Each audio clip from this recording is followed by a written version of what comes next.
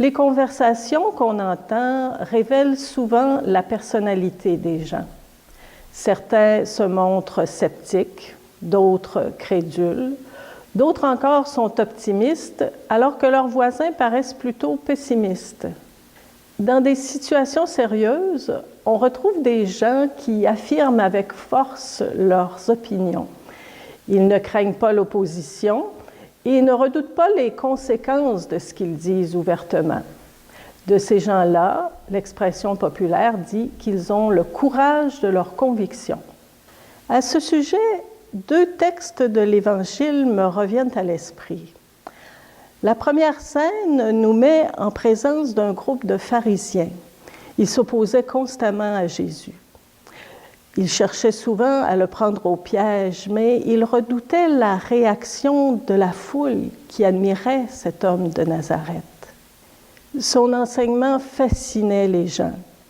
Certains disaient « c'est le Christ ». Cela faisait ombrage aux chefs religieux. Un groupe de gardes a donc été envoyé pour arrêter Jésus, mais ils revinrent sans prisonnier. Vous imaginez la réaction des prêtres et des pharisiens? Pourquoi ne l'avez-vous pas amené? La réponse des gardes ne se fit pas attendre. Jamais homme n'a parlé comme cet homme. Ces paroles n'étaient pas celles des apôtres ou des disciples de Jésus, mais de gardes, sans préjugés, anonymes, des hommes qui avaient su reconnaître l'authenticité d'un messager de Dieu et qui l'avaient proclamé. Ils ont eu, oui, le courage de leurs convictions. La deuxième scène nous amène à un moment encore plus solennel, ce moment où Jésus vient de mourir sur la croix. Tout près, un groupe de soldats romains monte la garde sous le commandement d'un centurion, lui aussi anonyme. C'est lui qui prononce ces paroles absolument étonnantes. Vraiment, cet homme était fils de Dieu. Une telle confession de foi et de la part d'un païen, terme qu'on utilisait à l'époque pour désigner un non-juif, est vraiment extraordinaire.